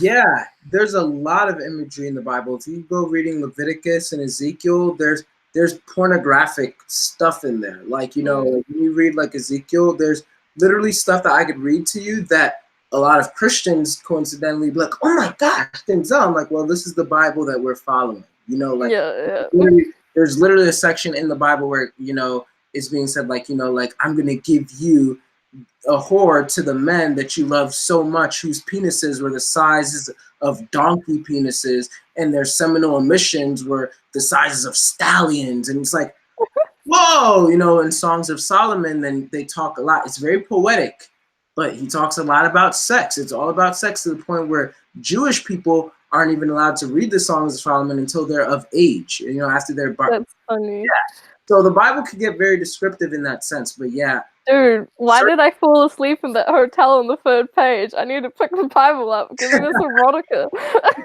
Yeah, it's very interesting and archetypal. But yeah, the serpent showed up, and the serpent planted seeds of doubt in Eve's mind. And that's the same trick that, you know, Satan pretty much plays on us today, allegedly. The first thing that he said to Eve was like, did God really say that you shouldn't eat from the tree of knowledge of good and evil, everything? And Eve was like, I mean, and then so after he planted that doubt, and Eve's like, I'm pretty sure God said that. You know, I mean, Adam told me that God said that. Then from there, Satan like kind of like mixed it even more, and he mixed a really good lie has a lot of truth in it. So he mixed a lot of truth, saying like, you know, the reason why, you know, like if you eat from this fruit, you're going to become wise and knowledgeable like God. But then he made it seem like God doesn't want us to become this way because God is selfish and he wants to be the only God. But in actuality, once again, he was just looking out for us. God didn't want them to eat of that so that we could continue to be innocent and we didn't have to be suspect to sin and everything. If we don't necessarily like know or are cognizant of what we're doing, it's not necessarily called sin. You know what I mean? But because now they became aware and they're like, whoa, now it's like now you have to be held accountable for the things that you do in a sense. So that's at least like how like I understand it. Like God was trying to protect them, and then a lot of people would ask like, well, then why did God put the tree in the garden? You know, and it's like because God doesn't want us to be robots. If he didn't put the tree in the garden, we wouldn't have a choice but to follow him. But because he put the tree in the garden, he was trying to give us that choice. He doesn't want you to have no choice but to follow him. He wants you to choose to follow him. He wants you to choose to step on the cruise ship and trust him. And if you don't trust him and you make mistakes, it's like crap. Can I just say, yeah, just to trigger you, men have been trash since the first man. Like, seriously. What would have happened if, like, Eve came first? I bet the world would be a very different place. Eve would be like, Adam, no, don't fucking touch that apple. And we'd all be living a nice life. I can't say anything for sure. I really can't because who knows how long Adam was in the garden by himself. Yeah, before, you know, he had to name all of the animals. And I'm not saying that it's woman's fault, but he had to name all of the animals and everything. Who knows how long that took before God decided to give him Eve. So he probably was in the garden for years. You know what I mean? Slowly going insane. Yeah, and then when Eve comes along, that's when all of a sudden she eats the fruit and then convinces Adam to eat the fruit. So one could say like, oh, women are the one who effed everything up. However, I'm not saying that either. Honestly, I'm not saying that because we really don't know. Like maybe if Eve was the one who received that direct forbiddance from God, then, you know, like, you know. What would happen in like a moment of anarchy? You burned the tree of knowledge, therefore you could never eat the fruit. Wow. I would totally do that. I'd be like, got you, man. I'd be like, no fruit to bite now. Temptation gone. Anarchy. Peace out. That is another very NE. I don't think I would have ever thought about that, or maybe I won't say ever. You know, Or you turn the tree into paper and then you write on the paper. The Bible. Wow. The tree of knowledge is the Bible. Okay, I can honestly say that I'm very fascinated with all the theories that you're coming up with. One day I'll read the Bible and you'll get like toy with these theories a little bit more. Like you'll get 2 novels from me in response to reading the Bible. I'll just be like, what if? What? What'd you say? Oh, I said the day I finally read the Bible, you'll get like 2 novels from me of just like speculation and what like some image could mean. Huh. Well, yeah. But yeah, I think from that, did I answer your question? Yeah, you did. Sorry, I guess I No, you're good. You're good. Yeah, I don't mind rabbit trails as long as I know that I at least accomplished. Okay, wait. So I addressed Adam and Eve. What was the other thing? Oh yeah, going back to when I was doing history, I was researching women who were kind of like abnormalities in their time because they had some kind of power. And one of them was, you know, Henry VIII, who killed like 6 of his wives and 2 survived. He beheaded them. Wait, you said the man who killed 2 of his wives? No, 6 and then 2 survived, I think. Henry VIII, he's famous for beheading his wives. Oh, I don't think I know about that actually. Okay, well, he did, basically. He was the king and he had many wives, and I'm pretty sure 6 got beheaded and 2 stayed alive. His second wife was Anne Boleyn. His first wife lived, so she was the first to be beheaded. And she was one of the people I used. She's kind of nicknamed a feminist for feminists as a thing, which I don't think she's a feminist at all because she was very much like obeying, submissive, and of the time. But she just did a lot for women. So I love her because she's low-key fucked her way into the kingdom and made life better for women. But basically, Henry VIII was with, I think her name was Elizabeth at the start. Anyway, that's irrelevant. Married to her, and basically divorce wasn't a thing back then. And he was basically the head of church. The king's also like the head of church. And Anne Boleyn comes in, like poor, some like maid person at this like big party, and like has a dance with the king, and like he's like infatuated with her, and he goes into the church and makes divorce possible. Divorces his wife and brings in Anne Boleyn, and she becomes queen, which is like this revolutionary thing. And she was really well loved because she was like charismatic and stuff. Wow. Also, she's been played by Natalie Dormer, so I love her even more. Yeah, of course. Yeah. But so what she did is she could speak French and English, and so she got them relations with France, and she would read. Like, she suddenly had all this access to books because she didn't have an education, but because she was King Henry VIII, so she would like read the whole library and then read books in French, and she made it possible for like middle class to upper class women to get writing and maths, which was like a whole big thing. And she basically just seduced Henry. Like, it'd be like, oh, I want women to be able to do this. Let's just go have some sex. And then, woohoo! Like, it was like that. And I love it. But in the end, she got beheaded. And I can't remember why she died. I think he just decided he wanted another woman. Beheaded her. I don't know. He was a special one. But basically, Anne Boleyn was like great because it showed the like women or like the heroines throughout history who would whisper into the man's ear and have a lot of impact. Oh yeah. Hello? No, I don't. Besides for when you get the ingredients in nachos, the Maggi pack. Just chips, cheese, mince, and canned tomatoes.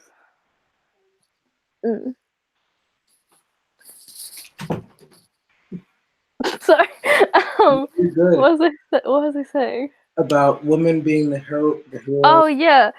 Another thing is, which is a really good book that everyone should read. I can't even remember the title of the book now, but it was so many male writers were actually women back in the time, like poets and authors. But obviously, they were under like a male pseudonym name kind of thing. Uh-huh. And there's so many like famous literature that shaped the world that slowly like edged women into being a better time that were actually written by women, and they'd like credit it to their husband or something. Like there were many women who wrote husbands' novels, and then the husband took all the credit and like shit. But it's just wild. I don't know where I'm just going down a pride thing for women. I don't know where I'm going with this. But basically Anne Boleyn was boss, and she like made the world better for women in that time. And yeah, cool story. Yeah, that is a cool story. Like I said, I'm all for women. I don't think that women are superior to men, but I don't think that men are superior to women either. So I just want to be like very clear.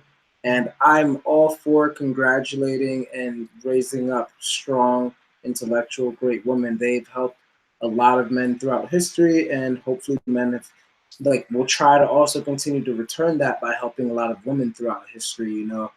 Once again, using my marriage as an example, like, it's not just about Jamila helping me to achieve my dreams. Like, I don't want to be a server at Buffalo Wild Wings for the rest of my life. Like you don't? Shock. Like, I want my life coaching to, like, you know, take off, and I want to like travel and speak at different places. I've already started doing that, but like on a small scale. Yeah, I want to, like, you know, really like do that more and everything.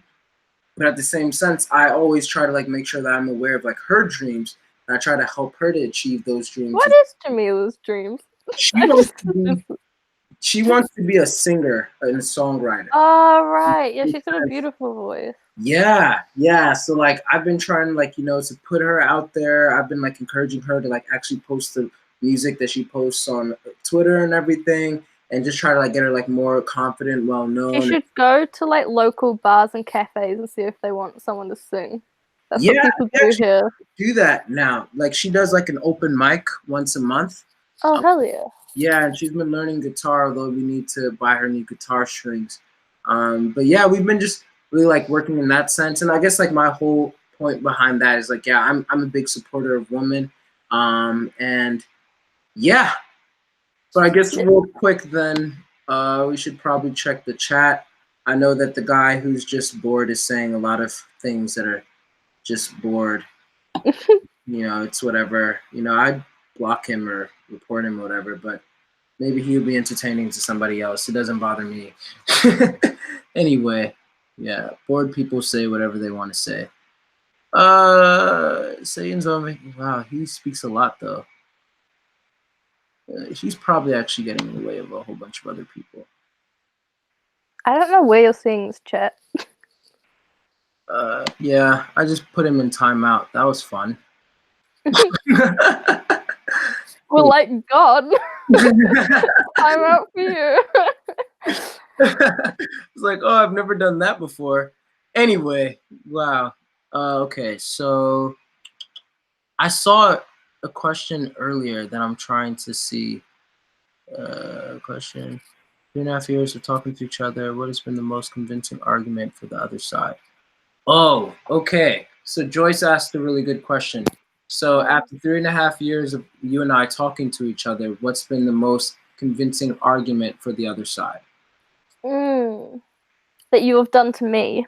Well, like I'm gonna, so me convincing. Can you go first, because I need to think? Yeah, sure. I was actually gonna say the same thing. I wonder what that has to say. But because I don't think you've ever convinced me, but there's been times when you've been good, like you've been convincing, but you've never convinced me.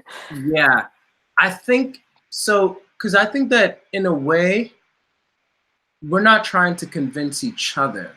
No, I'm not really that type of person to be like, you have to believe what I believe. Yeah, even throughout this discussion, I always talk about, I have a whole video on clarifying versus coercing. And throughout this discussion, I've just been more of trying to see where do you stand so I can clarify, oh, no, that's wrong. Oh, wait, no, it's not supposed to be looked at in that way. And if I clarify everything, and at the end of the day, Alana still doesn't believe, I'll be like, okay, you know, like that's Jesus, like Jesus said, like, hey, just tell them. And then if they don't take it, well, that's on them, you know, in a way, like, not like a passive aggressive manner, but it's like you can't force. Jesus is low-key passive aggressive. Is that fine? I mean, if they want to go see Satan, but I think that's kind of like what it is. So in a way, kind of like what Alana said, like she stated things that made me be like, oh, that's probably why there's a lot of atheists out there, because woman, like, oh, I don't want to ascribe to Christianity because you guys hate gay people, or because, women are oppressed very heavily and stuff like that. So it never really convinced me to become an atheist, but it more so convinced me to clarify, like, whoa, no, we actually don't, and, et cetera, et cetera. I can't really remember things you said. I can only vaguely remember stuff. I do remember we had a long chat when we had the group chat on Twitter with Johannes. Yeah. And you sent I finally shut up. And you sent a long text of things, and it was I remember now. You had read a book, and I know of the guy. I've heard of him who has proven how Jesus is real, or how it links and how other religions aren't real, and why. Yeah, and you're talking about that and showing examples, and Jay was popping in and out, and I was just listening. Then I was really intrigued. My brain was like, oh, I need to go read up on this. But I wasn't convinced or sold on it, but that was convincing. Yeah. When you reference things outside of your own personal opinion or just faith, but when you reference people who've tried to document actual things that might prove to its existence, that's when you're most convincing to me. Yeah, and I definitely get that. I try to avoid circular reasoning. A lot of people usually ask me questions, especially back in high school. Oh, what if you grew up in a Muslim family or a Hindu family? Wouldn't you have also, become just as strong of that? So they think that I'm a product of what I grew up in. And that forced me to be because I don't just want to ascribe to something blindly. I want to know it for myself. Yeah. So I did a lot of my own research, stuff that my parents don't even know about, and they raised me in this, faith and everything. But my mom, I'm always the one who's educating her on a lot of theology and stuff like that. So in a way, I did my own research to stand on my own, and then I've come to conclusions. I've looked into a whole bunch of other religions, and I'll just use a few for example. I always talk about Islam and Christianity. Okay, if I was Islamic, what's the difference, first of all, between Islam and Christianity? There's a lot of differences, but one big thing is that Muslims believe that Jesus never died, or was crucified, but instead Judas replaced him on the cross. And it's right. I feel like I went and saw a play where that happened. Yeah, but then Christians, of course, believe that no, Jesus was the one who was on that cross and he died and resurrected on the third day, etc. So one of these are false, okay? Well, let's not look at circular reasoning. Let's look at history. When you look at the book, The Annals with Cornelius Tacitus, I always can't say really his name. He's a famous historian who's actually he's not even a Christian. He's actually he writes for people and he's praised by people who are even against Christianity. But in his book, The Annals, he talks about how Jesus really did live. So there goes one point. And he did actually die underneath the execution, the ultimate penalty, crucifixion by Pontius Pilate. So that's a place where the Bible gets history right. And then the Quran, which is the Islamic book, gets history wrong. So it's so if the God behind the Quran got history wrong, but the God behind the Bible got history right, well, then there goes 1 point for that. And I continue to do stuff like that. I do that with Hinduism, Hindus believe, and I'm truncating all of this just so people know. But they believe the world was on the back of Atlas, who was on top of an elephant, who was on top of a tortoise that's in the middle of the space and stuff like that. And I mean, now I fucking love the sound of this religion. Sign me up. Well, sounds like any on crack. So this is a guy holding the earth, and he's on an elephant, and he's on a tortoise, and he's in space. Let's go. Exactly. But then when you look at the Bible talks about how the earth was, is a circle, whether it's flat or spheric, you don't know, whatever. Sure, we won't get into that. Let's get on the flat earth. Come on. But the Bible does talk about how it's it's a circle, etc., and it's hanging in space or whatever. And it's okay, that's another place where the Bible got history right from our knowledge, and Hinduism got it wrong. So let's push off Hinduism. And so I just kind of continue to go on like that. And it's yeah, I think this is pretty reliable. The Bible. I have a question. Is Buddhism a religion, or is it just a thing? I've heard of some places it is a religion and other places Buddhism isn't a religion. I'd say that Buddhism is a philosophy, a way of living. Okay, because I always used to say if I had a religion, it would be Buddhism. It's the one that I've always resonated most with. Yeah, yeah, that's that. yeah. Like I personally, like I respect Buddhism and everything.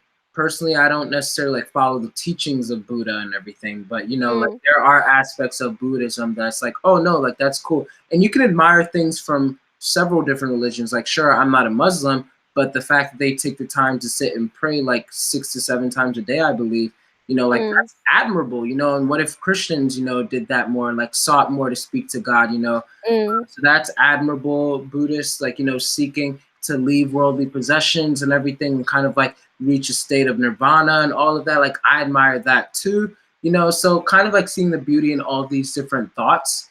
I think that's admirable, but at the end of the day, when you're looking for truth, the best that you can, at least. Oh, here's a good question that I know we differ on because I've asked it before.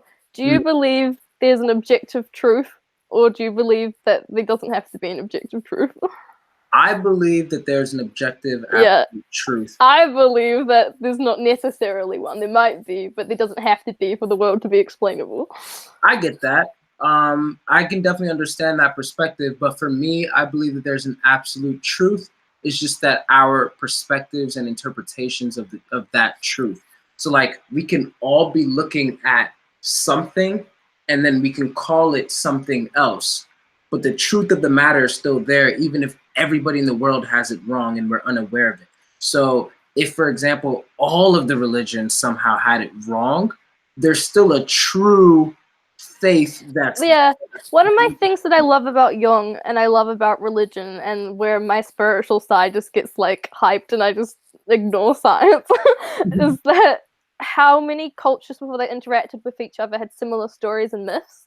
Like the dragons exist in different cultures. People invented the same weapons before they ever went to war to get with each other. Like everyone had kind of similar themes in their gods. Like someone was strategy, someone was love, someone was family, kind of thing. Like there's across all these different cultures, before they had a chance to interact with each other, all had very similar what's important to humanity, what's divine, what's not divine, what's like sinful. And like it's really interesting when you look at like the archetypal themes throughout, you know, from caveman to now. Yeah. I think that's pretty beautiful. I really respect like the beauty of religion, especially like if it's like done in like good faith and it's like not used to like control people. You know, I think it's like everybody's still just trying to find truth. And I think that if we're all searching for truth genuinely, and you just happen to, you know, be like the wrong side of it, but your heart is, you're integral about, then it's like, sure, I can respect whatever religion that you're in, because if you really truly are searching for truth, then you would have no problem giving up whatever you currently stand on when you find out that it's false. Like me, for example, if I found out and I was convinced that Christianity is not true and everything, because I'm looking for truth, then I would be like, wow, no, this is a lie, and this is why, this is convincing. Okay, I guess I have to abandon this for the actual truth, or the closest I can get to the truth. So I can respect anybody who's like on that search for actual truth. Should I tell you what I believe in terms of how the universe was created? Sure. So I basically believe in the scientific explanation that a Big Bang happened, but I don't believe God started it. And I'm pretty sure people who believe in God think the Earth is younger than it is. Like the Earth's like billions of years old, but people who believe in God think differently. Anyway, basically because of science and physics can explain things. And the reason I find it's almost nihilistic, or maybe it's absurdism, my thought process here, but I find chaos and random chance far more beautiful than someone creating it. Because when we were learning about it in philosophy, when we did Is There a God, the chance of a planet like Earth being alive, the exact right like chemicals and like temperature and everything for life and water to be on it was like 1 to the 10th like thousand something. And the fact that it happened, and just say God didn't do this, that it happened just by random chance, is like so cool and mind-blowing to think about, that we're just here because that happened like that. And fine-tuning. People find it hard to conceptualize that. They're like, oh, but it can't just happen like that. Someone must have designed it. But you've got to think about if chaos was happening all the time for like eternity, that random chance could have happened like 10 million years later. Like, you know what I mean? Like, we have such limited comprehension of like what the universe is. I mean, we don't know if it ends at all. Yeah. And I also kind of like the idea of bubble universes. Have you heard that theory? Yeah. Is it? Yeah. Is it more like multiverse in a way? Yeah, I think so. So it's like we're in our galaxy or universe, and then there's other bubbles attached with other universes next to us, like catastrophing off of each other. Yeah. So like even if we reach the end of our universe, there's still potentially like more. Yeah. Yeah, I get that. Yeah, basically, I find chaos and destruction and creativity and just nature doing its thing untouched by man to be beautiful. And God to me is a man-made belief. And so I kind of see it us confining something that's so expansive and beautiful to like fit how we want the world to be. Got you. So one, I could say that I respect that. You know, like there's a lot of things I don't necessarily like believe in, but I take the time to explore because I believe that there's beauty behind it. A lot of esoteric things, you know, that I'm like, this. I know, dude. I love going down like esoteric trails on the internet. Yeah, but it's like it's beautiful, like how we're all looking at these spiritual things and we're coming up with our interpretations of it. So I can respect that, but I guess like it all goes back to my question at the beginning where I asked you, like, so you said that you feel like if you were to like, you know, like the idea of God being behind the concept of fine tuning confines in this way and everything.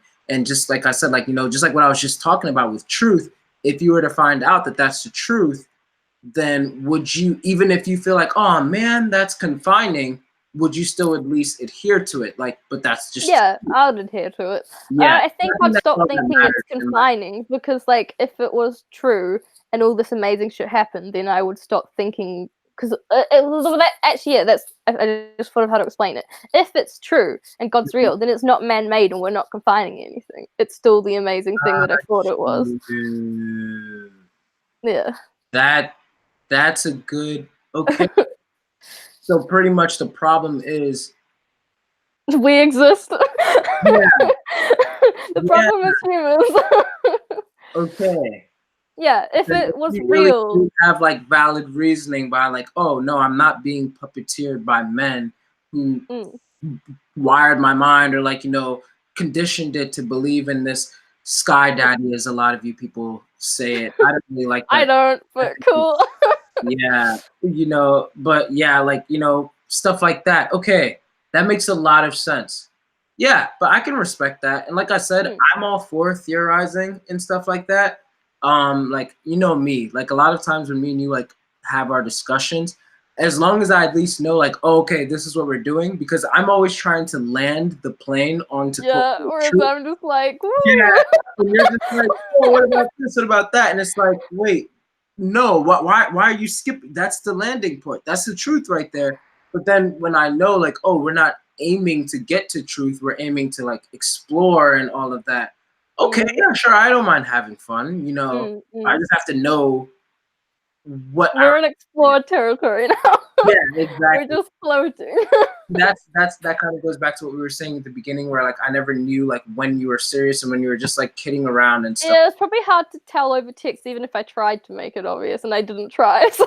Yeah, exactly. I would text so fast and just hit send that like I didn't make it obvious when I was joking or when I was serious. Yeah. Somehow though, Jay always knew. He'd come in and be like, she was joking, or be like, no, she meant that, and I'd be like, thanks, Jay. Yeah. Thank God for Johannes.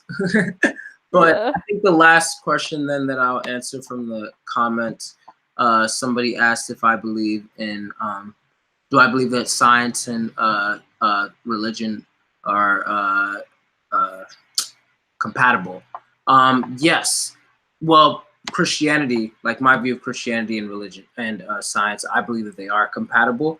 I believe personally that that God created science. Like science is the study, in my opinion, science is the study of exploring all of what God has created and bring explanation to it. So it's almost like, but bring it in like a more objective standpoint rather than a abstract spiritual one. However, I believe that science is limited because there are just things in the universe that we cannot explain. So that's why we have so many spiritual things that we just have to like believe in faith with, rather than having like objective science and stuff like that. But I do believe that science and Christianity are compatible, and that when science is contradicting Christianity, or when Christianity is contradicting science and everything, then we have to find like, okay, no, what's really the truth here? Like, kind of like what I just exemplified with the Islam and Christianity. Like, there's the law of non-contradiction.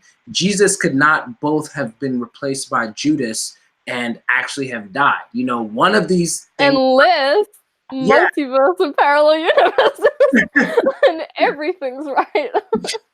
Yeah, so that's how I see it. Yeah. And I just thought of something that I wanted to bring up, unless we're still on this. Okay, well, I thought that you might like want to answer that question first, and then. What was the question, sorry?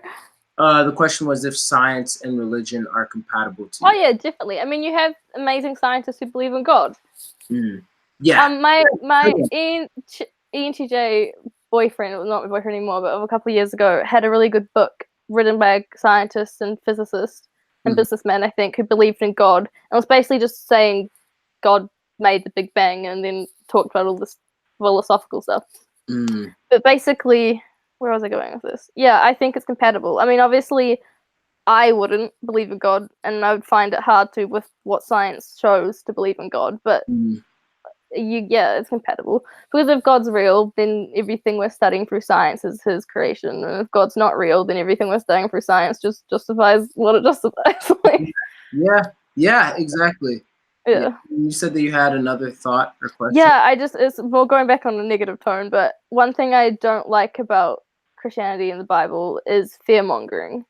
So the fact that hell exists and demons and Satan and stuff as a tactic to make people not do things, instead of not doing it out of virtue and good character, they do it because they're terrified they're going to go to hell or be punished.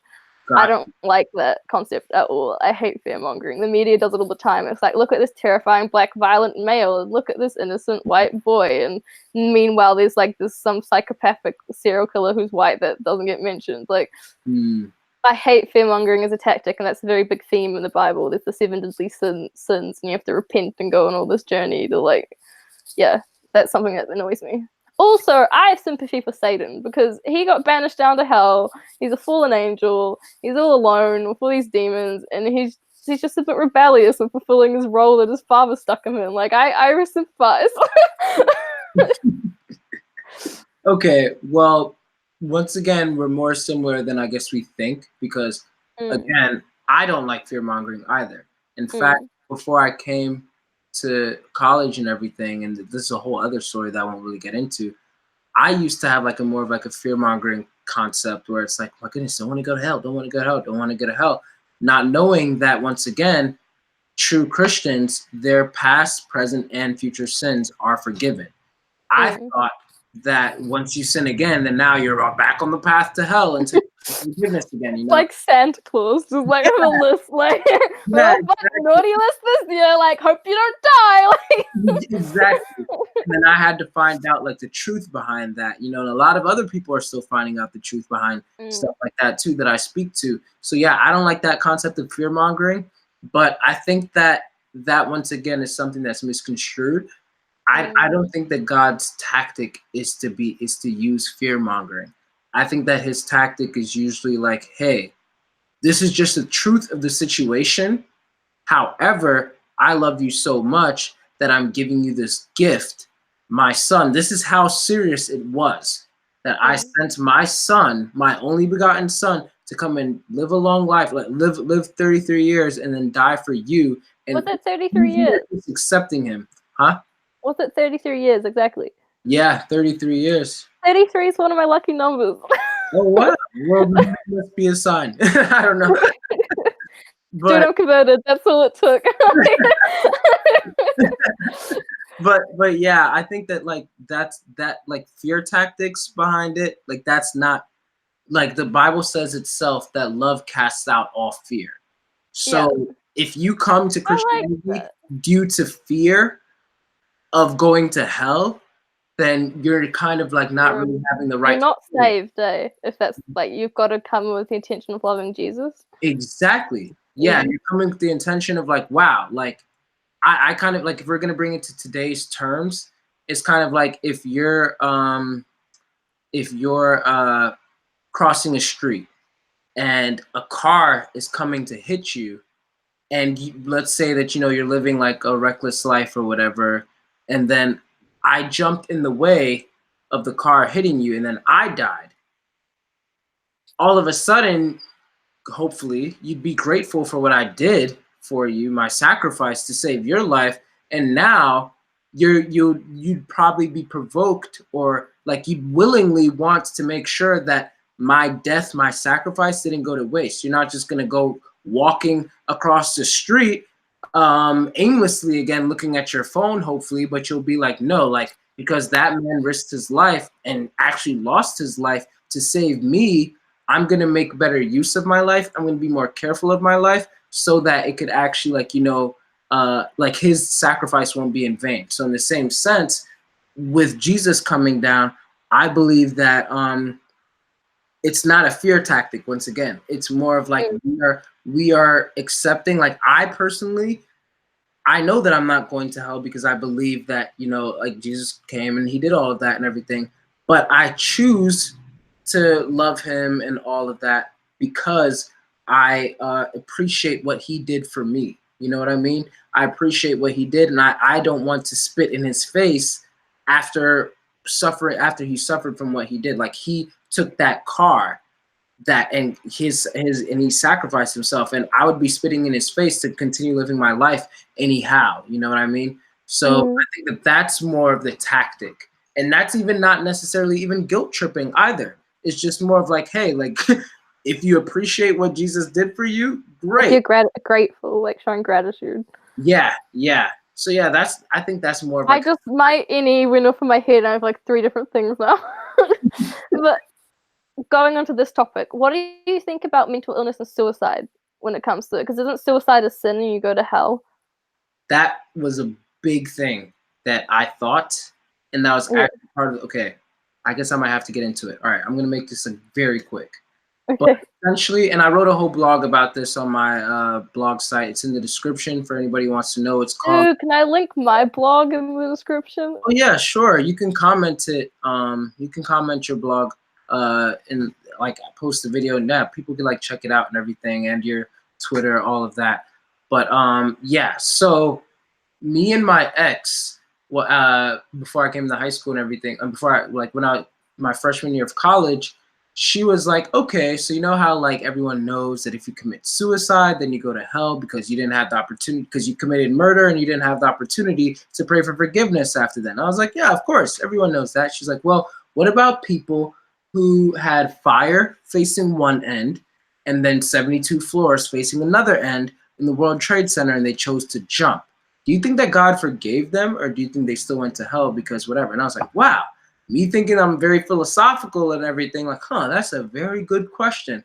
I believe that those who chose to jump didn't go to hell because they weren't necessarily going suicide, but they had the mindset of trying to save themselves, even though they knew the probability was very, very, very, very, very slim. Because if they wanted to kill themselves and go suicide, they would have just jumped into the fire. But what do you think, Jamila? And she's like, I don't really know why this is a question. And I'm like, well, everybody knows that if you go suicide, then you go to hell because blah, blah. She's like, I don't see it that way. If you're a Christian and you're a Christian, you're going to heaven. And I'm like, oh, you believe in that once saved, always saved stuff. Like, well, I don't believe, just like what we were just talking about, I don't personally believe that you can just accept Jesus as your personal savior and then be like, great, I have my ticket to heaven. Now I can go live my life recklessly. She's like, right. That would mean that you're not saved. I was like, huh.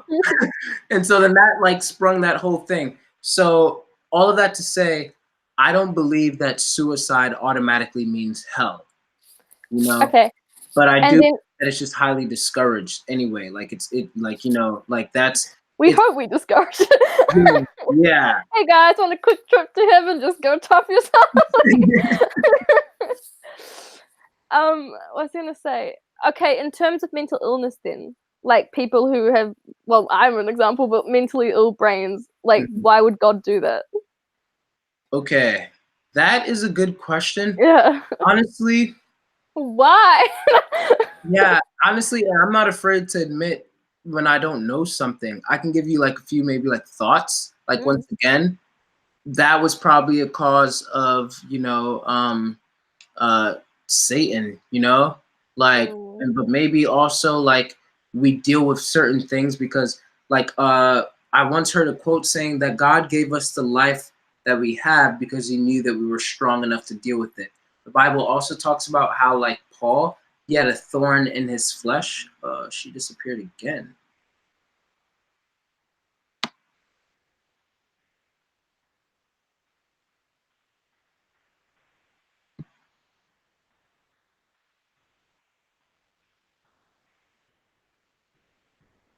Oh, we'll be wrapping up soon anyway.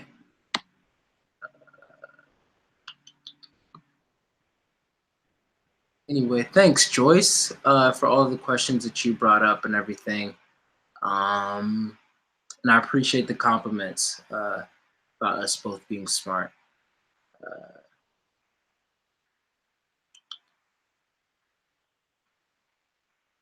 Yeah, Jackie, there was a lot of incest going on back in the day.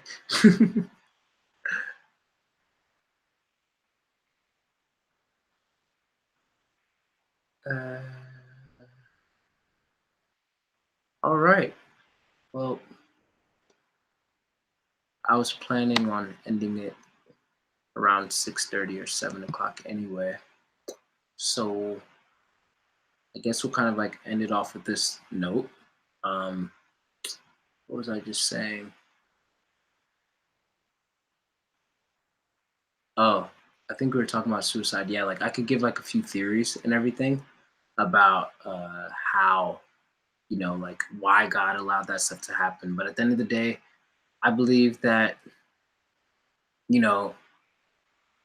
we were given things or like stuff happened so that,